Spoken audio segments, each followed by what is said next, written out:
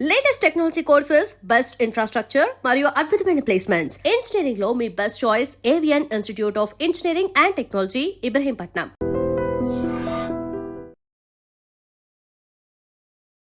నమస్కారం, welcome to I dream. ధర్మ మార్గం విత్ విజిత కార్యక్రమానికి స్వాగతం. అయితే లలితా సహస్రనామం గురించి మనందరం కూడా ఇప్పుడు రకరకాలుగా మాట్లాడుకుంటున్నాం. లలితా సహస్రనామ పారాయణం వలన మన లైఫ్లో ఎలాంటి మార్పులు వస్తాయో కూడా తెలుసుకుంటున్నాము. దానివల్ల చాలా మార్పులు వచ్చిన వాళ్ళు కూడా ఉన్నారు.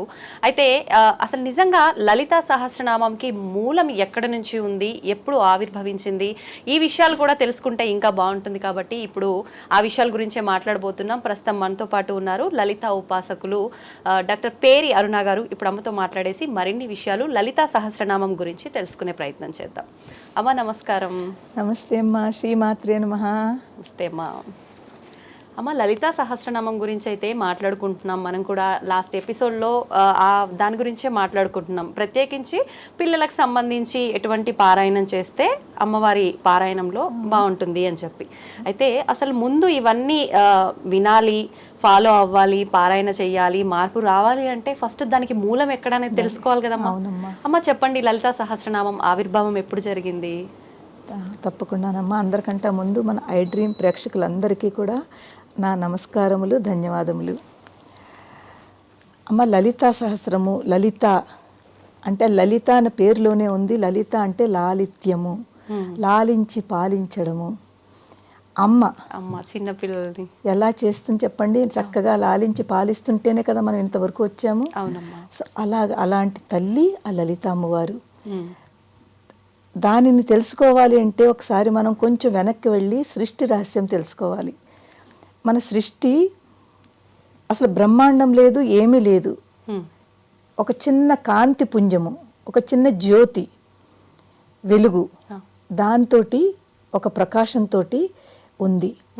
ఆ ప్రకాశం నుంచి ఒక శక్తి బయటకు వచ్చి అది ఒక మాయ అనే ఒక బ్రహ్మాండాన్ని ఏర్పడింది. దాంతో ఆ శక్తిలోంచి మాయ అనే ఒక బ్రహ్మాండాన్ని ఏర్పడిన తర్వాత అక్కడే మనకి బ్రహ్మ, విష్ణు, మహేశ్వరులు అని ముగ్గురిని అమ్మవారు తీసుకొచ్చింది. అమ్మవారే ఎందుకంటే తనకి సృష్టి చెయ్యాలి, ఈ బ్రహ్మాండంలో చక్కగా ఒక సిస్టమేటిక్గా ఒక సృష్టిని రచించాలి అనే ఒక కోరిక తోటి బ్రహ్మాండం వచ్చింది. ఎప్పుడైతే బ్రహ్మాండం అనేది వచ్చిందో ఈ బ్రహ్మాండాన్ని సృష్టి మళ్ళీ దాన్ని నడపాలి, మళ్ళీ దాన్ని లయం కూడా చేసుకోవాలి. ఓన్లీ పుట్టుకుంటూ వెళ్ళిపోతే పెరుగుతూనే వెళ్ళిపోతుంది, కానీ దాన్ని మళ్ళీ నశింపజేయాలి, లయం చేయాలి. తయారు చేసి ఉంచాలి. సిస్టమేటిక్గా కూడా ఉండాలి, ప్రతిదీ సిస్టమేటిక్గా ఉండాలి. అలాంటి ఒక చక్కటి ఆలోచనతోటి ఈ బ్రహ్మాండము సృష్టి జరిగింది.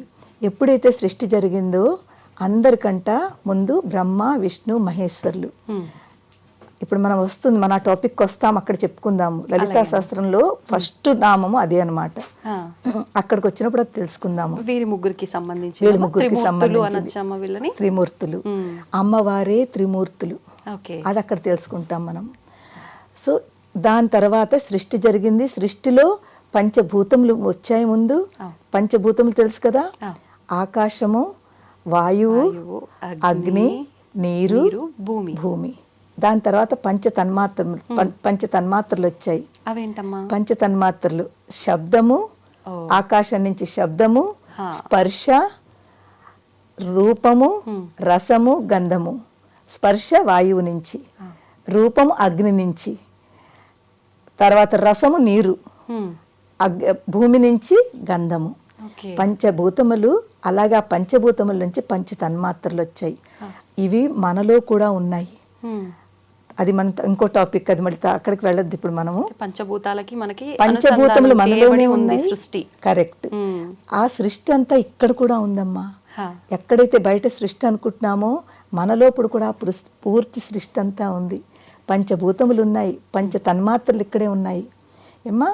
సో ఇది జరిగిన తర్వాత ఒక చక్కగా ఆ సృష్టి అంతని కూడా సృష్టికర్త, స్థితికర్త, లయకర్త, ఈ ముగ్గురిని కూడా అమ్మవారు తీసుకొచ్చింది. వాళ్ళకి 3 శక్తుల్ని ఇచ్చింది. ఎవరు? సరస్వతి అమ్మవార్లు. ఆ, ఓకే. బ్రహ్మగారికి సరస్వతి, అవును అవును. లక్ష్మీదేవి విష్ణువుకి, పార్వతి శివుడికి.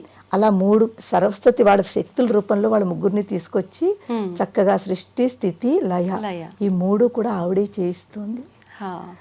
ఇది మనకి స్టార్టింగ్ మూలము. ఇలా ఉండగా అమ్మవారు ఒకసారి మనకి లలితా సహస్రం ఎలా ఆవిర్భవించింది అన్నారు కదా. అవునమ్మా. అమ్మవారు ఎక్కడుంటారు? మణిద్వీపము. మణిద్వీపం తెలుసు కదా. మణిద్వీపం, మణులు అంటే రత్నాలు. అమ్మవారు ఎక్కడైతే ఉంటారో పూర్తి అదంతా కూడా ఒక ద్వీపము, 4 వైపులా కూడా పూర్తి రత్నాలతో ఉన్న ద్వీపం అన్నమాట. అక్కడ సముద్రం సుధా సాగరం అంటాము. సుధా అంటే అమృతము, అమృత సాగరము, అమృత సముద్రము. అందులో నీరుకు బదులు ఈ మణులే ఉంటాయి. సముద్రం అంతా కూడా పూర్తి మణులతో నిండి ఉన్న ద్వీపము, దానిని మణిద్వీపము అంటాము. అమ్మవారు ఉండే స్థానం మణిద్వీపము. ఆ మణిద్వీపంలో చింతామణి అనే ఒక గృహం ఉంది. చింతామణి, మళ్ళీ అక్కడ మణి ఉంది. అక్కడ మణులతో ఉన్న ఒక గృహము, ఒక ప్యాలెస్ అనుకోండి, ఒక భవనం అనుకోండి, ఒక పెద్ద భవనము. అది చింతామణులు, అన్ని రత్నాలు మణులతో చేసిబడే ఒక గృహంలో అమ్మవారు ఒక చక్కటి సింహాసనం మీద కూర్చుని ఉన్నారు. ఈ చింతామణి గృహంలో ఒక చక్కటి సింహాసనం మీద ఉన్నారు. ఆ సింహాసనం చుట్టూ కూడా పంచబ్రహ్మలు ఉంటారు. ఆ పంచబ్రహ్మలు ఎవరెవరు? బ్రహ్మ, విష్ణువు, రుద్రుడు, శివుడు, సదాశివుడు. అది కూడా మళ్ళీ ఒక పెద్ద టాపిక్, అది వస్తుంది మనకి. ఇప్పుడు రుద్రుడు అన్న సదాశివుడు అన్న శివుడికి మరో రూపాలే, శివుడి రూపాలు, పని పర్పస్లు వేరు. Okay okay. మనకి ప్రతి బ్రహ్మకు ఒక పర్పస్ ఉంది, ఆయన ఏం చెయ్యాలో. విష్ణుకు ఉంది, రుద్రుడికి లయం చేసేందుకు ఆయన వచ్చారు. అలాగే శివుడు తిరోధానం అంటామన్నమాట, అది చెప్తాను మీకు. దాని తర్వాత అనుగ్రహము. సదాశివుడు ఎవరైతే మంచం మీద పడుకుని ఉంటారో, అమ్మవారు కూర్చుంటుందో, అది సదాశివుడు. అక్కడ లలిత అమ్మవారు, పరాభట్టారిక, త్రిపుర సుందరి అమ్మవారు అక్కడ ఉంటారు. అది అమ్మవారు పంచబ్రహ్మ సనాసన స్థిత అంటాం కదా, పంచబ్రహ్మములు ఉన్న మంచం మీద కూర్చుని ఆవిడ ఉంటారు. ఎక్కడ? చింతామణి గృహంలో చక్కగా కొలువై కూర్చుని ఉన్నారు.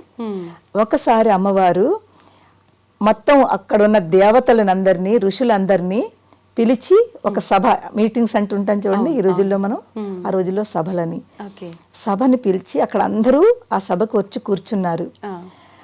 అమ్మవారిలోంచి 8 శక్తులని అమ్మవారు తీసింది బయటికి. 8 శక్తులు అమ్మవారి నుంచి ఆవిర్భవించారు. అష్టలక్ష్ములు కాదు, వశిన్యాది వాగ్దేవతలు. వశిన్యాది వాగ్దేవతలు. వశిని, కామేశ్వరి, మోదిని, విమలే, అరుణే, జయని, సర్వేశ్వరి, కౌళిని. వీళ్ళు అమ్మవారిలోంచి వచ్చిన 8 శక్తులు. 8 శక్తులు. ఎప్పుడైతే ఆ 8 శక్తులు వచ్చారో అమ్మవారు వాళ్ళని ఆదేశించింది, మీరు పలకండి, స్తోత్రం చెయ్యండి అని చెప్పి ఆదేశించింది. ఆ 8 కూడా వాళ్ళు ఎప్పుడైతే వాళ్ళ శ్రీముఖం నుంచి చెప్పడం మొదలు పెట్టారో 1000 నామములు వచ్చాయి వాళ్ళ నోటంపట. ఈ 8 శక్తుల నోటి, ఈ 8 శక్తులు 8 శక్తులు కూడా ఎప్పుడైతే వాళ్ళు పలకడం మొదలు పెట్టారో, స్తుతించడం మొదలు పెట్టారో 1000 నామములు వచ్చాయి. అది అమ్మవారిని స్తుతిస్తూ. దానినే లలితా సహస్రనామములు అని అంటున్నాం మనం ఇప్పుడు. ఈ లలితా సహస్రనామములు ఆవిర్భావం అక్కడ జరిగింది. అమ్మ, ఇప్పుడు ఈ శక్తులు 8 మంది ఎవరైతే ఉన్నారో వాళ్ళని మనం ఇప్పుడు రకరకాల రూపాలతో అమ్మవార్లను ఆరాధిస్తున్నాము. అలా ఆ శక్తులను ఆరాధిస్తున్నాము అమ్మ ఏ ప్రాంతంలో అయినా? వాళ్ళు వాగ్దేవతలు. వాగ్దేవతలు అంటే వాక్కునిచ్చే దేవతలు, వాగ్దేవతలు అంటారు. అమ్మవారి యొక్క శక్తులు మనకి ఇప్పుడు నెక్స్ట్ ఆ టాపిక్ వస్తుంది. శ్రీచక్రం అని ఉంటుంది కదా, అమ్మవారి యొక్క పరిచారక దేవతలు అందరూ కూడా ఆ శ్రీచక్రంలో ఉంటారు. అందులో అమ్మవారు ఎక్కడైతే కూర్చుని ఉంటారో దాని తర్వాత దాంట్లో 8 శక్తులు, ఈ వశిన్యాది వాగ్దేవతలు అమ్మవారి చుట్టూ ఉంటారు. పరివార దేవతలు, వాళ్ళందరినీ అమ్మవారి యొక్క పరివార దేవతలు, అమ్మవారి యొక్క శక్తులు, ఈ శక్తి స్వరూపాలు, ఈ వాగ్దేవతలు అన్నమాట వీళ్ళు. ఎందుకు వాళ్ళు వచ్చి ఈ స్తుతి ఎప్పుడైతే చేశారో వాళ్ళ నోటంపటి వచ్చిన 1000 నామములు వాళ్ళు ఆ స్తుతి చేస్తూ నామములు చదువుతున్నప్పుడు అక్కడ ఎంత ఎనర్జీ ఫామ్ అయిందంటే తట్టుకోలేకపోయారు. అసలు దేవతలు ఉన్నారు అక్కడ, దేవతల్లోనే చక్కటి ఎనర్జీ శక్తి ఉంటుంది. ఆ దేవతలందరూ కూడా ఎప్పుడైతే ఈ నామములు వాళ్ళు చదువుతున్నారో ఒక్కసారిగా వాళ్ళు చదివిన తర్వాత బ్రహ్మాది దేవతలందరూ కూడా లేచి నించుని, అమ్మా ఇక్కడ వశిన్యాది దేవతల ద్వారా స్తుతించిన ఈ స్తోత్రము నామములు కాదు, ఇది మహామంత్రములు అన్నారు. మహామంత్రములు అని పేరిచ్చారు. ఎందుకంటే ఈ చదివిన నామముల్లో ఎంత శక్తి ఉందంటే, ఎంత ఎనర్జీ ఉందో ఆ ఎనర్జీ మేము కూడా తట్టుకోలేకపోతున్నాము, అంత ఎనర్జీ ఉంది. అవి అందుకే దాన్ని మహామంత్రములు అంటే అమ్మవారు చక్కగా నవ్వి, మీరందరూ కూడా ఈ నామములు, ఈ మహామంత్రములు, ఇది మీరు అన్నది, మీరు అనుకుంటున్నది కరెక్ట్, మీరందరూ ఇక్కడ పఠించి పూర్తి భూప్రపంచంలో అందరికీ ఈ నామములు, ఈ మంత్రములు చేరాలి. ఇది లలితా సహస్రనామ స్తోత్రం అనే పేరుతోటి భూప్రపంచంలో అందరూ జీవుల వరకు చేరాలి అని ఆవిడ ఆదేశించింది అమ్మవారు. అప్పుడే ఈ బ్రహ్మాది దేవతలు, అక్కడ ఉన్న కొంతమంది ఋషులు దీన్ని పారాయణ చేశారు. అక్కడ తొలి పారాయణ బ్రహ్మాది దేవతలు అమ్మవారు ఎదురుకుండానే కూర్చుని పారాయణ చేశారు. అమ్మ, అంత శక్తివంతమైన మంత్రాలు అక్కడ దేవతలే అవి తట్టుకోలేరు ఆ వైబ్రేషన్స్ అంటే, ఇప్పుడంటే అవి మహామంత్రాలుగా అక్కడ ఉన్నాయి, మనం ఆ వైబ్రేషన్స్ తట్టుకోగలగాలి అంటే మనం నామరూపంలో చదువుతున్నామా? అవును, అందుకే దానికి మహామంత్రం అని పేరు వచ్చింది. మనము ఆ నామములు ఏదైతే ఉన్నాయో 1000 నామములు, అక్కడి నుంచి గురువులు, అక్కడ ఉన్న గురువులు వాళ్ళ శిష్యులు దాని పరంపరగా వచ్చాయి. వచ్చి ఎక్కడ ఇప్పుడు మన పైన మనకు శంకరాచార్యులు వారు గురువులు తెలుసును, అలా గురు పరంపరంగా వస్తూ మన వరకు ఈ నామములు వచ్చాయి. ఎప్పుడైతే ఈ నామములు, మన ఎంత అదృష్టవంతులునమ్మా, అమ్మవారి యొక్క శక్తి స్వరూపాల నుంచి, శ్రీముఖం నుంచి వచ్చిన నామములు మనందరము ఇప్పుడు మనం చక్కగా పారాయణ చేస్తున్నాం, పఠిస్తున్నాము. ఆ శక్తిని మనం ఫీల్ అవుతాం అన్నమాట. ఎప్పుడైతే అవి చదువుతామో ఆ శక్తి మనకి కనిపిస్తుంది. దాని యొక్క మహత్యం కూడా చెప్తాను నేను మీకు. ఇప్పుడు వస్తాయి నామములు, ఆ నామములు వచ్చినప్పుడు ఆ మీటింగ్ చెప్తాను. ఎప్పుడైతే ఇలాగ మన వరకు వచ్చిందో ఇక్కడ ఇంకొక విషయం తెలుసుకోవాలి. హయగ్రీవులు వారు అని ఉన్నారు, విష్ణుమూర్తి అవతారం. అగస్త్యులు వారు మహర్షి అగస్త్యులు వారు, ఆయన చాలా దేవి ఉపాసకులు. అగస్త్యులు వారు, తర్వాత లోపాముద్ర, వీళ్ళు అమ్మవారి యొక్క ఉపాసకులు. అగస్త్యులు వారికి ఎన్నో ఉపదేశాలు చేశారు మన హయగ్రీవులు వారు. ఒకసారి తను వెళ్ళి, నాకు ఈ శ్రీ విద్య, ఈ లలితా శాస్త్రం, దీని గురించి కూడా మీరు ఉపదేశం ఇవ్వాలి అని ఒకసారి వెళ్ళి అడిగితే, ఎవరి దగ్గరికి వెళ్ళి అడిగారమ్మా? హయగ్రీవులు వారి దగ్గర, గురువు ఆయన అగస్త్యులు వారు అడిగితే, ఇంకా ఇప్పుడు కాదు, కొన్నాళ్ళు ఇంకా తపస్సు చెయ్యి, ఇది తీసుకోవడానికి కూడా ఒక పాత్రత, అర్హత, క్యాపబిలిటీ ఇంకా రావాలి అని కొంత టైం వెయిట్ చేయించారు ఆయన్ని. ఒక మహా గురువుని, ఒక మహర్షినే ఇంకా టైం రావాలి, కొన్నాళ్ళు ఇంకా తపస్సు చెయ్యి అని ఆయన చెప్పి ఆయన పంపించారు. అంటే ఇక్కడ మనం ఏం అర్థం చేసుకోవాలి, ఈ లలితా శాస్త్రం అనేది ఎవరికి రావాలన్నా, అది నేర్చుకోవాలన్నా, దాన్ని పఠించాలన్నా ఆ పాత్రత రావాలి, అర్హత రావాలి, వాళ్ళ వరకు అప్పుడే చేరుతుంది. ఏంటమ్మా అసలు అర్హత? చెప్పాను కదమ్మా, మహామంత్రములు. ఈ మంత్రములు గురించి తెలుసుకోవాలంటే ముందు అమ్మ తత్వం తెలుసుకోవాలి. మనం ఊరికే ఒక పారాయణ, ఒక నామం అని చదివేస్తే దాని యొక్క ఫలితం అంత మనకి దక్కదు.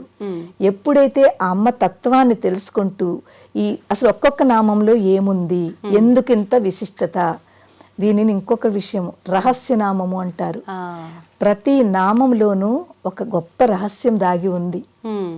అంత విశిష్టత, అంత రహస్యము దాగి ఉన్న ఇది మహామంత్రములు. ఈ మంత్రములు అనేసరికి కొంచెం మనం చాలా అలర్ట్ గా ఉండాలి. ఎంతో అవేర్నెస్, అంటే తెలుసుకోవాలి దాని గురించి, అప్పుడే మనం దాన్ని చదవగలుగుతాము. అదే అర్హత. మనం తెలుసుకోవాలి, అయ్యో ఇది నేను చదవాలి అని ఒక ఇంట్రెస్ట్ రావాలి, ఒక ఆసక్తి ఉండాలి. ఆసక్తి ఉండి ఆ తత్వాన్ని తెలుసుకోవాలనే ఇంట్రెస్ట్ ఎప్పుడైతే మీలో వచ్చిందో మీకు అర్హత వచ్చినట్టు. అంతవరకు అమ్మ మన దగ్గరికి రాదు. ఎంతో మంది ఎన్నోసార్లు అనుకుంటారు నేను పూర్తి నేర్చుకుని చదవాలని చాలా మంది అనుకుంటారు, కానీ అందరి దగ్గరికి ఇంకా అమ్మ రావాలి అంటే వాళ్ళకి ఆ పాత్రత రావాలి.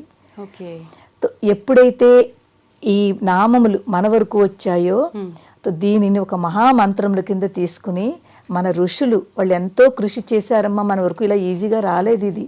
వాళ్ళు ఎంతో కృషి చేసి వాళ్ళు దానిని చక్కగా వాళ్ళంతటా ఉపాసన చేసి, ఆ గురువులందరూ ఉపాసన చేసి దానిని మనకు అందించారు. అటువంటి లలిత మహా త్రిపుర సుందరి అనే దేవత ఈ అమ్మవారి యొక్క 1000 నామములు ఈ రోజు మనము లలితా సహస్రనామ స్తోత్రము అని మనం అంటున్నాము. దాన్ని రహస్యనామ స్తోత్రం అని కూడా అంటాము. అంత అద్భుతమైన అద్వితీయమైన మహామంత్రములతో సమానమైన ఈ లలితా సహస్రనామములు. అమ్మ త్రిపుర సుందరి అని ఎందుకు అంటారు అమ్మవారిని? త్రిపురములు, 3 పురములు అంటే మన అమ్మవారు ఓన్లీ మన భూప్రపంచానికి మనందరికీ అమ్మవారు కాదు, పూర్తి సృష్టి. మనం చూడండి అధోలోకం అంటాము, తర్వాత ఏమో ఊర్ధ్వలోకము, భూలోకము, అధోలోకము, 3 లోకాలు ఉన్నాయి కదా, త్రిపురములు. ఈ మొత్తం ఎన్ని పురాలైతే ఉన్నాయో అన్ని సృష్టికి కూడా ఆవిడే అమ్మ. మనం సృష్టి అని అనుకుంటున్నాం, ఇప్పుడు మనం ఒక్క సృష్టిలో మనం కనిపిస్తున్నాము. ఇలాంటివి ఎన్నో సృష్టిలు జరిగాయమ్మా. అమ్మ ప్రతి సృష్టికి బ్రహ్మ, విష్ణు, మహేశ్వరులు వీళ్ళంతా మారిపోతుంటారు కదమ్మా మళ్ళీ, కానీ అమ్మవారు శక్తి మాత్రం ఉంటుంది. ఆవిడ అలాగే ఉంటారు. సదాశివుడు అమ్మవారు అలాగే ఉంటారు. వాళ్ళని శివశక్తి రూపిణి లలితాంబిక అన్నారు. శివుడు శక్తి వేరు కాదు. ఏదైతే కాంతిపుంజం అనుకున్నామో అది వాళ్ళిద్దరూనమాట. ఆ జ్యోతి ఏదైతే ఉందో సృష్టికి మూలము, ఆ జ్యోతి నుంచే మొత్తం అంతా వచ్చాం. అదే శివశక్తి రూపిణి ఆ అమ్మవారు అనమాట. ఈ బ్రహ్మ, విష్ణు, మహేశ్వరుడు, రుద్రుడు అందరూ మళ్ళీ లయమవుతారు. మళ్ళీ కొత్త సృష్టి వస్తుంది. మళ్ళీ ఇదంతా సైక్లింగ్ ఇలా జరుగుతూ ఉంటుంది. చాలా అదొక పెద్ద టాపిక్. అంటే కొన్ని యుగాలు, ఇప్పుడు మనం కలియుగంలో ఉన్నాము. ఇదంతా అలా ఇవి కొన్ని వేల సంవత్సరాలు ఇంకా ఈ కలియుగం ఉంటుంది. దీని తర్వాత మళ్ళీ ప్రళయం వస్తుంది, పూర్తి ప్రళయము. అది లలితా సహస్రంలో ఉంటుంది. ఉన్మేష నిమిషోత్పన్న విపన్న భువనావళి అంటే అమ్మవారు కనురెప్ప కాస్త ఇలా అంది అంటే ప్రళయం వచ్చిందని అర్థం. ఆవిడ అనదు, ఎందుకంటే మన అందరినీ పాలించి పోషిస్తోంది ఆవిడ. ఈ ప్రళయం ఎప్పుడైతే రావాలనుకుంటుందో అప్పుడే ఆవిడది ఆ చిన్న కొంచెము ఇలా మూస్తారనమాట. అంటే పూర్తి ప్రళయం వస్తుంది, అంతా నాశనం అయిపోతుంది, మళ్ళీ కొత్త సృష్టి చేస్తుంది. అది ఆవిడ చేస్తుంది, జగన్మాత. అందుకే ఆవిడ జగన్మాత. మనొక్కళ్ళకే కాదు, పూర్తి చెట్లుకి, పూర్తి జగత్తుకి, ఎన్ని మృగాలు, కీటాలు ఎన్ని ఉన్నాయో అన్నింటికీ కూడా అమ్మవారు ఆవిడే. సో అలాంటి జగన్మాత యొక్క ఈ 1000 నామములు, లలితా సహస్రనామములు అమ్మవారి యొక్క శక్తుల ద్వారా ఆవిడే సృష్టించి మనందరినీ ఉద్ధరించడానికి. ఇక్కడ ఒక విషయం తెలుసుకోవాలి, మన మానవులకి మనం ఎంత స్వార్థంలో ఉంటున్నామో, మనం నిజంగా ఏదైతే మనం పట్టుకోవాలో అది పట్టుకోకుండా ఏదైతే చేయకూడదో అది ఎక్కువ చేస్తున్నాము. అధర్మ మార్గం బాగా పట్టుకుంటున్నాం, ధర్మాన్ని వదిలేస్తున్నాం. కానీ మనని ఉద్ధరించడానికి మనకి ఇవన్నీ శాస్త్రములు, వేదములు, ఈ స్తోత్రములు ఇవన్నీ మనని ఉద్ధరించడానికి అమ్మవారు పంపించింది. అలాంటి వేదమాత, అలాంటి జగన్మాత మనకి లలితా శాస్త్రం మన వరకు అందించింది. దీనిని ఎప్పుడైతే మనం పట్టుకుంటామో అమ్మా, ఆ లలితా శాస్త్రం యొక్క ఇప్పుడు మనం స్టార్టింగ్ చేద్దాము. ఒక్కొక్క నామంలో ఉన్న మీనింగు ఎంత అద్భుతంగా ఉంటుందంటే మనకే ఆశ్చర్యం వేస్తుంది, అలా ఇలా ఉంటుందా అనిపిస్తుంది. సో ఇప్పుడు వశిన్యాది వాగ్దేవతల ద్వారా మన వరకు వచ్చింది. ఓకేనమ్మా. తర్వాత ఇప్పుడు మనకి లలితా శాస్త్రం, అసలు లలిత అమ్మవారు ఏంటి, 2 రూపాల్లో చూడాలి. ఒకటి సాకార రూపము, 2 నిరాకారము. సాకారం అంటే మనందరికీ ఫిజికల్గా కనిపిస్తుంది, మనం ఎలా ఉన్నామో అలాగా. మనకేంటమ్మా, ఎవరైనా ఉన్నారు అంటేనే మనం నమ్ముతాము, ఎదురుకుండా మనకు వస్తూ ఉందంటే దాన్ని చూసి నమ్ముతాము. అది లేదనుకోండి, ఆధారం ఉండాలి. ఏమీ లేకపోతే ఏమీ లేదు, ఏం చేస్తామని మనకు ఫోకస్ కావాలి, కాన్సన్ట్రేషన్ కావాలంటే అక్కడ ఉండాలి. మనందరి గురించి అమ్మవారు సాకార రూపం తీసుకుంది. నిరాకారము, ఆవిడకి నిజంగా ఏ రూపము లేదమ్మా, ఏ రూపము లేదు. మీరు కళ్ళు మూసుకుని ఉంది అనే ఒక భావనతో ఆవిడ అనుకోండి, మీకు రూపం అక్కర్లేదు. కానీ ఆ లెవెల్స్ చాలా హై లెవెల్లో. ఎలా ప్రత్యక్షం అవుతారమ్మా మనం, అంటే నిరాకారంగా భావించినప్పుడు? నిరాకారంగా భావించినప్పుడు మీకు ఒక చిన్న చెప్పాను కదా, సృష్టి ఎలా మొదలైంది, ఒక జ్యోతి అంతే. అదొకటి కనిపిస్తోంది అంటే అమ్మవారు నిరాకారంగానే ఉన్నారు. మీకు ఏ ఒక మనిషి కానీ ఒక వస్తువు కానీ ఏ రూపము అక్కర్లేదు, ఏ రూపము అక్కర్లేదు. ఎప్పుడైతే ఒక చిన్న జ్యోతి ఎక్కడో అక్కడ మీకు వెలుగుతున్నట్టు కనిపిస్తోందో అది నిరాకారం, చీకట్లో చిన్న వెలుతురులాగా. అది. సో ఇప్పుడు మనము మెయిన్ అసలు ఎలా వచ్చిందా అన్నది తెలుసుకుందాము. ఇప్పుడు లలితా శాస్త్రము నామాలలో ఉన్న కొన్ని నామాలలో ఉన్న అర్థము, అంటే అమ్మవారి యొక్క తత్వము తెలుసుకుంటే దానిని చదవాలి, దాన్ని ఫాలో చేయాలి. అది ఫాలో చేస్తే మనలో ఎంత మార్పులు, అంటే 100% మార్పులు వస్తాయమ్మా. కానీ నమ్మాలి. ఈ లలితా శాస్త్రం పట్టుకోవాలన్న అర్హత ఒకటి కావాలి, 1 2 నమ్మకం ఉండాలి, భక్తి శ్రద్ధ. నమ్మకము, భక్తి, శ్రద్ధ, ఈ 3 కనుక మనలో ఉంటే అమ్మ మన దగ్గరికి వస్తుంది. ఆవిడ మనకి ఎన్నో రకాలుగా ఎన్నో ప్రత్యక్ష అప్రత్యక్ష రూపంలో మనకి ఆవిడకి వెనకాల నుంచి మనకి హెల్ప్ చేస్తూ ఉంటుంది, సపోర్ట్ చేస్తూ ఉంటుంది. మన ప్రయత్నం మనం చేసినా దైవ సహాయం ఉండాలంటారు కదమ్మా, అలా మనం నమ్మాలి. శక్తులు 8 మంది ఎవరైతే వచ్చి ఈ నామాలని మంత్ర రూపంలో చదివారో, ఆ చదివిన తర్వాత అంటే ఇప్పుడు మనం అనుకుంటున్నాం కదమ్మా, ఈ పారాయణం చేయడం వల్ల లలిత సహస్రనామంలోంచి ఈ రకమైన మార్పులు వస్తాయని చెప్పి, ఆ మంత్రంలోనే ఈ అర్థం అనేది ఉంటుందా, లేదంటే అక్కడ మంత్రం చెప్పినప్పుడే దాని వివరణ ఇచ్చారమ్మా? మేము ఏం చేస్తామంటే, మనం ఇప్పుడు ఫస్ట్ నామం ఉందనుకోండి, శ్రీమాత శ్రీ మహారాజ్ని శ్రీమత్ సింహాసనేశ్వరి. ఎవరు? శ్రీమాత.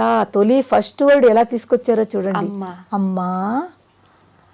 ఎందుకంటే అక్కడి నుంచే కదమ్మా, అమ్మ అనేదే ముందు ఉంది. ఆ కాంతి పుంజం ఏదైతే ఉందో అదే అమ్మ. అక్కడి నుంచే మనం అందరం ఆవిర్భవించాం, మనం అందరం కూడా వచ్చాము. మన పూర్తి సృష్టి అంతా రచన జరిగింది. అందు గురించి అందులే ఫస్ట్ అమ్మవారిని అమ్మా అని పిలుస్తున్నారు. అమ్మా. అక్కడ మళ్ళీ ఎవరిని తీసుకొస్తున్నారు? బ్రహ్మగారిని తీసుకొస్తున్నారు. ఎందుకంటే సృష్టి చేశారు. అక్కడ అమ్మా సృష్టికర్త. ఆవిడ ఇప్పుడు అమ్మా ఎవరు? సృష్టికర్త. ఇప్పుడు మనందరం కూడా ఎలా వచ్చామమ్మా? మన అమ్మ నుంచే కదా. మన సృష్టించింది ఎవరు? మన అమ్మే కదా. ఇలాంటి అమ్మలు ఎవరు? పైన ఉన్నారు కదా, అక్కడి నుంచే మనం వచ్చాము. ఇది ఒకటి తెలుసుకుని ఇలాగ కనుక మనం మొదలు పెడితే, అమ్మా మేమందరూ మీ బిడ్డలమే కదా, నీ దగ్గర నుంచే కదా వచ్చాము, చూసుకో అమ్మా అని ఒక్కసారి మీరు శ్రీమాత అనండి. ఎంత పొంగిపోతుందో ఆవిడ. అయ్యో నా బిడ్డ నన్ను ఎంత బాగా పిలుస్తుందో. వచ్చి కూర్చుంటుందమ్మా మీ పక్కన, నమ్మండి మీరు, పక్కన వచ్చి కూర్చుంటుంది ఆవిడ. అంత పవర్ ఉంది ఆ నామంలో, అంత రహస్యం ఉంది. ఒక నామానికి సరిగ్గా మనం అర్థం చెప్పాలి అంటే ఒక 2 hours కావాలి ఒక్క నామానికి. అంత రహస్యమైన నామాలకు అర్థం ఉంది, అంత చక్కటి తత్వం ఉంది అమ్మవారిది. ఇక్కడ అమ్మవారు ఎవరి రూపంలో వచ్చింది? సృష్టికర్త బ్రహ్మగారి రూపంలో. శ్రీ మహారాజ్ని స్థితికర్త విష్ణుమూర్తి. ఇప్పుడు సృష్టి జరిగింది, మీరు దాన్ని సిస్టమేటిక్గా పెట్టకపోతే అది అల్లకల్లోలా అయిపోతుంది. అమ్మవారికి తెలుసును, చెట్లు జగాలో ఉండాలి, మనుషుల జగాలో ఉండాలి, జంతువుల జగాలో ఉండాలి, పురుగుల జగాలో ఉండాలి. ప్రతి దానికి ఒక చక్కటి సిస్టమ్ పెట్టింది. ఎక్కడ ఏది ఎలా ఉండాలా అన్నీ కూడా, పంచభూతములు ఎలా ఉండాలి, ఇవన్నీ కూడా ఆవిడ ఎంత బాగా సిస్టమ్గా పెట్టిందంటే, అంత చక్కటి సిస్టమేటిక్గా పెట్టి ఎవరిని తీసుకొచ్చింది? స్థితికర్త కింద విష్ణుమూర్తిని. అంటే పుట్టించడం అంటే పుట్టించారు, పెంచాలి కదా దాన్ని. పుట్టించడంతో సరిపోదు, పుట్టడం తర్వాత పాలిచ్చి పెంచుతోంది కదా అమ్మ. ఇక్కడ అమ్మవారు పాలనకర్త, స్థితికర్త కింద విష్ణుమూర్తి కింద వచ్చింది. విష్ణుమూర్తిని తీసుకొచ్చింది తన స్వరూపం నుంచి. తర్వాత శ్రీ మహారాజ్ని శ్రీమత్ సింహాసనేశ్వరి. సింహాసనం మీద కూర్చుని ఈశ్వరుడిలాగా లయం కూడా తనే చేసుకుంటోంది. ఓకే, అమ్మవారే ఈ రూపాలుగా ఆవిర్భవించింది, ప్రణాళిక వేసింది, అన్ని ఆ రూపాల ద్వారా నడిపిస్తోంది. తనే మళ్ళీ లయం కూడా చేసుకుంటోంది, ప్రళయం కూడా ఆవిడే తీసుకొస్తోంది. ఇప్పుడు ప్రతిదీ ఒక చిన్న మనం ఈ లైట్ వెలుగుతోందంటే మనం ఏం చేస్తాము? స్విచ్ ఆన్ చేస్తాము. అది ఫస్ట్, అది అది అది మీకు స్టార్ట్ అయింది. దాని తర్వాత ఏంటవుతుంది? పవర్ వస్తుంది. దాని తర్వాత మనకు పని అయిపోయింది. మీరు ఏం చేస్తున్నారు? ఆఫ్ చేస్తున్నారు కదా, బంద్ చేసేస్తున్నాం కదా. అదే సృష్టి కూడా, దీని సృష్టి యొక్క రహస్యం కూడా అంతే. మనం వచ్చాము, వచ్చిన తర్వాత మనం ఏ పర్పస్ గురించి వచ్చామో అదంతా చేస్తున్నాము, చక్రం నడుస్తోంది. దాని తర్వాత పర్పస్ అయిపోయిన తర్వాత మళ్ళీ కలిపేసుకుంటుంది. ఇలాగే సైకిల్ నడుస్తోంది. ఎప్పుడైతే బ్రహ్మ, విష్ణు, మహేశ్వరుని తీసుకొచ్చిందో ఆ ముగ్గురికి 3 శక్తుల్ని తీసుకొచ్చింది. సరస్వతీదేవిని, లక్ష్మీదేవిని, పార్వతీదేవిని, ముగ్గురికి 3 శక్తులు అమ్మ రూపాలే. మహాకాళి, మహాలక్ష్మి, మహాసరస్వతి ముగ్గురు కూడా అమ్మ రూపాలు. అమ్మలోంచే ఈ 3 శక్తులు వచ్చి వీళ్ళకి శక్తుల కింద ఉంటున్నాయి.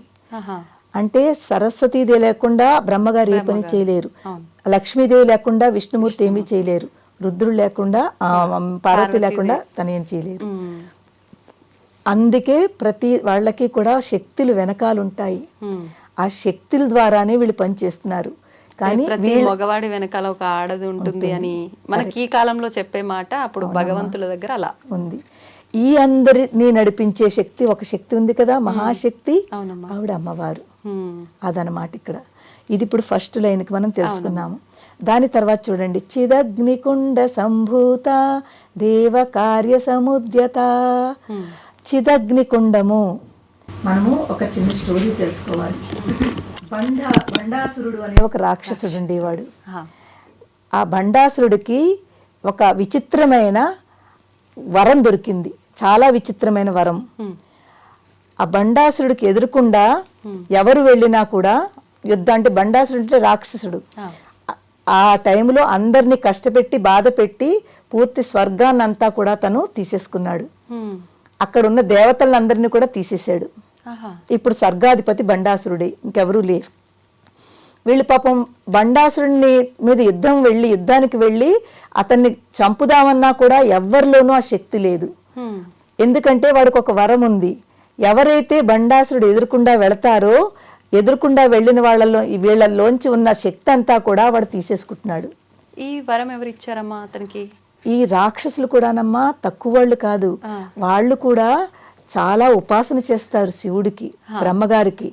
ఎప్పుడైతే వీళ్ళు ఎంత కఠిన తపస్సు చేస్తారంటే తప్పకుండా శివుడికి, బ్రహ్మగారికి వాళ్ళకి ప్రత్యక్షమయ్యి ఇవ్వాలి. వాళ్ళ కోరికలు ఎలా ఉంటాయంటే, నేను చావకూడదు అలాంటి కోరికలు ఉంటాయి. కానీ బ్రహ్మగారు అంటారు, మీరు చావకూడదు అనే కోరిక ఎవరూ తీర్చలేరు. పుట్టిన ప్రతి వాడికి మరణించక తప్పదు. ఇంకేదైనా కోరిక అంటే అప్పుడు ఈ కోరిక నాది, ఎదురుకుండా వచ్చిన వాళ్ళలోంచి వాళ్ళ శక్తిని నాకు పూర్తి సహం శక్తి అంతా నాకు వచ్చేయాలి అలా కోరుకుంటాడు. దొరికిపోతుంది వరం. ఈ వరం మూలంగా వాడు అందరినీ కూడా చాలా కష్టపెట్టి, ఎందుకంటే తెలిసిపోయింది నా ఎదురుకుండా వచ్చిన వాళ్ళు నన్ను ఏమీ చేయలేరు, ఇంకా వాడు అందరినీ కూడా ఆ బలంతో ఏంటంటారు వాడి యొక్క ఆ పవర్ తోటి అందరినీ కూడా చాలా కష్టపెట్టడము, అందరినీ చంపేయడము, ఇవన్నీ చేయడం మొదలుపెట్టాడు. ఎప్పుడైతే అలా చేస్తున్నాడో ఈ దేవతలందరూ కూడా ఎవరి దగ్గరికి వచ్చారు? శివుడి దగ్గరికి వచ్చారు. మమ్మల్ని కాపాడండి, మేము ఉండలేకపోతున్నాము, మా స్వర్గం పోయింది, ఏమీ లేదు, అసలు మాలో శక్తులు కూడా పోయాయి, మేము వాడి దగ్గరికి వెళుతున్నాము, మేము శక్తి విహీనలో అవ్వాల్సి వస్తున్నాము, మాలో ఉన్న శక్తిని తీసేసుకుంటున్నాడు, మేము ఏం చెయ్యాలి అని పాపం శివుడిని వాళ్ళు ప్రార్థిస్తారు. శివుడు అంటారు, మీరందరూ ఒక మహాయజ్ఞం తలపెట్టాలి. ఒక మహాయజ్ఞాన్ని తలపెడితే ఆ యజ్ఞానికి నేనే బ్రహ్మ కింద ఉంటాను, అంటే నేను చేయిస్తాను ఆ యజ్ఞాన్ని. అందులో మీరందరూ కూడా అవిస్సులు అంటే కర్రలు వేస్తాం కదా, అవిస్సులు అంటాము. మీరందరూ ఎలాగా శక్తి విహీనులు, మీలో శక్తి ఎలాగా పోయింది. కాబట్టి మీరందరూ ఆ చిదగ్ని కుండం అనే ఒక మహాయజ్ఞం మీరు మొదలు పెట్టండి. అందులో మీరందరూ అవిస్సుల కింద అందులోకి మిమ్మల్ని మీరు దహనం చేసుకోండి. మీ దేవతలందరూ కూడా ఆ చిదగ్ని కుండంలోకి మీరు వెళ్ళాలి. వెళ్ళిన తర్వాత అప్పుడు అమ్మవారు చూసుకుంటుంది. ఆయన ఏం చెప్పరు శివుడు. మీరు మాత్రం, ఎందుకంటే ఎలాగా శక్తి లేదు, మీరు అందులోకి వెళ్ళండి. దాని తర్వాత చక్కగా మీరు ఒక మంచి మళ్ళీ ఒక ఎనర్జీ తోటి ఇంకా శక్తివంతులై బయటకు వస్తారు. అప్పుడు ఎప్పుడైతే మీరు అది వస్తారో అక్కడ నుంచి ఒక అమ్మవారి యొక్క ఆవిర్భావం జరుగుతుంది. ఎందుకంటే ఆ అమ్మవారి యొక్క ఆవిర్భావం జరిగిన తర్వాత ఆ అమ్మవారి ద్వారానే ఈ బండాసురుడు యొక్క వధ జరగాలి. ఈ బండాసురుడు ఆ అమ్మవారి ద్వారానే మరణించాలి. లలిత అమ్మవారి ఇంకో రూపం వస్తుంది. లలిత అమ్మ, అందుకే ఆవిడ పేరే లలిత. ఇక్కడే ఆవిడ పేరు లలిత అని పడింది. అది మహాశక్తి శక్తి రూపంలోనే అక్కడ వరకు కూడా. అమ్మవారు ఉన్నది జగన్మాత భువనేశ్వరి. ఆ భువనేశ్వరి అమ్మవారు ఈ బండాసురుణ్ణి వధించడం గురించి ఈ మహా చిదగ్ని కుండం అనే కుండం ఉంటుంది. ఇప్పుడు మన తర్వాత నామంలో వస్తుంది. ఇక్కడ చిదగ్ని కుండ సంభూత, ఈ చిదగ్ని కుండం నుంచి బయటికి వస్తుంది. ఆ చిదగ్ని కుండం ఈ వీళ్ళందరూ ఎప్పుడైతే చిదగ్ని కుండం ఏర్పాటు చేశారో వీళ్ళందరూ అవిస్సుల కింద వెళ్ళిపోయారో, వెళ్ళిపోయిన తర్వాత వాళ్ళందరూ మళ్ళీ బయటకు వస్తారు. అమ్మవారు ఈ చిదగ్ని కుండంలోంచి వీళ్ళందరినీ పంపించింది మళ్ళీ దేని గురించి? దేవకార్య సముద్యత, దేవతల యొక్క కార్యము సిద్ధించడం గురించి, అంటే దేవతలని రక్షించడం గురించి, వాళ్ళ రక్షణ గురించి చిదగ్ని కొండ నుంచి బయటకు వస్తోంది. వచ్చి దేవతలందరినీ రక్షిస్తుంది. ఇది ఫస్ట్ది. దీనికి చాలా డీప్ ఉంటుంది, నేను షార్ట్ లో చెప్తున్నాను. దీని తర్వాత ఉద్యద్భాను సహస్రాభ చతుర్బాహు సమన్విత, ఇక్కడ అమ్మవారి యొక్క స్వరూపాన్ని చూపిస్తున్నారు. ఎప్పుడైతే చిదగ్ని కొండంలో వీళ్ళందరూ అవిస్సుల కింద వెళ్ళారో వాళ్ళందరినీ మళ్ళీ బయటకు తీసుకొచ్చింది అమ్మ. ఎలా ఉన్నారట? వెళ్ళిన వాళ్ళందరూ శక్తి విహీనులు, అసలు శక్తి లేదు, అంటే ఇలా ముట్టుకుంటే కూడా వాళ్ళు ఏమీ చేయలేని స్థితిలో ఉన్న వాళ్ళు బయటకు వచ్చిన తర్వాత ముందు ఎంత ఎనర్జీ ఉండాలో, వాళ్ళల్లో ఎంత శక్తి ఉండాలో దానికంటే ఎక్కువ శక్తితో బయటకు వచ్చారు. అందరు దేవతలు కూడా మళ్ళీ బయటకు వచ్చారు. అమ్మవారు తీసుకొచ్చి ఇక్కడ అమ్మవారు ఎలా కనిపిస్తుంది? ఆవిడ యొక్క మెల్లిగా ఒక ప్రకాశం వచ్చింది. ఆ చిదగ్ని కుండం నుంచి ఒక రూపం రాలేదు, ఒక ప్రకాశం వచ్చింది. ఉద్యద్భాను సహస్ర ఆభ, ఆభ అంటే ప్రకాశము. సో 1000 సూర్యుల యొక్క కిరణాల యొక్క ప్రకాశం ఎంత ఉంటుందో అంత ప్రకాశము ఆ చిదగ్ని కొండం నుంచి బయటకు వస్తోంది ప్రకాశము. చతుర్బాహు సమన్విత అంటే ఇప్పుడు అమ్మవారు ఒక ప్రకాశం కనిపిస్తోంది. ఆ ప్రకాశం తర్వాత అమ్మవారి యొక్క 4 చేతులు, చతుర్బాహు అంటే అమ్మవారి 4 చేతులతోటి ఆవిర్భావం జరుగుతోంది, వస్తున్నారు. 4 చేతులు కూడా దేనికి ప్రతీకమ్మా? 4 వేదములు. మన 4 వేదములు, సామవేదం, ఋగ్వేదం, యజుర్వేదం, అథర్వణ వేదం. అలాగే మనకి 4 ఋతువులు ఉన్నాయి, అలాగే 4 దిక్కులు ఉన్నాయి, ఈస్ట్, వెస్ట్, సౌత్, నార్త్. మనం ఇవన్నీ కూడా అమ్మవారి యొక్క ప్రకాశం, అంటే ఆవిడ యొక్క తత్వంలోంచే వచ్చాయి ఇవన్నీ. పూర్తి సృష్టి అంతా అక్కడి నుంచే కదా జరిగింది. అమ్మవారి 4 చేతులు కూడా ఈక్వల్, సమన్విత. అమ్మవారికి మన అందరము సమానమే, అందరూ సమానమే. సృష్టి అంతా ఆవిడకి.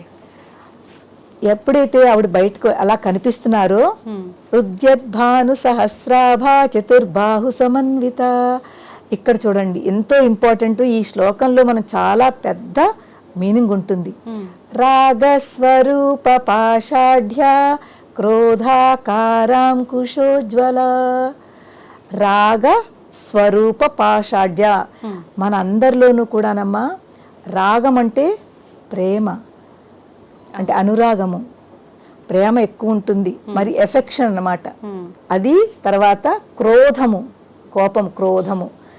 కానీ ఇక్కడ మనకి చెప్తున్నారంటే రాగము ఎంత ఉండాలో అంతే ఉండాలి.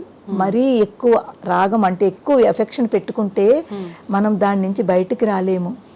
సో అమ్మవారిని ఎవరైతే మనం పట్టుకుంటామో రాగ స్వరూప పాషాఢ్య, పాశము అనే అమ్మవారు 4 చేతులు ఉన్నాయి కదా, 4 చేతుల్లోనూ 4 ఆయుధాలకి పట్టుకుని ఉన్నారు. ఆ 4 ఆయుధాలతోటి మనం చాలా నేర్చుకోవాలి. ఇప్పుడు ఇక్కడ ఒక చేతిలో అమ్మవారు పాశం పట్టుకున్నారు, రెండో చేతిలో అంకుశం పట్టుకున్నారు. ఈ పాశం ఏం చేస్తుంది?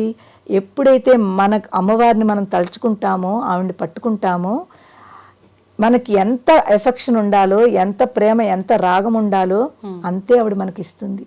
మిగిలింది ఆ పాషంతో తీసేస్తుంది, నొక్కేస్తుంది. నీకు ఇది అక్కర్లేదమ్మా, ఎంత రాగం పట్టుకోకు, ఎంత ఎఫెక్షన్ పెట్టుకోకు, ఇది మంచిది కాదు అని.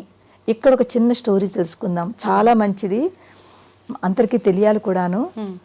జడభరతుడు మీరు వినుంటారు. జడభరతుడు అనే ఒక గొప్ప రాజు ఉండేవారు. గొప్ప రాజు, ఎంత చాలా చక్కగా పరిపాలిస్తున్నారు. తన పూర్తి రాజ్యం అంతాను మంచి పేరు తెచ్చుకున్నారు. కానీ కొన్నేళ్ల తర్వాత అతనికి తన రాజ్యం మీద ఇంకా మమకారం పోయింది.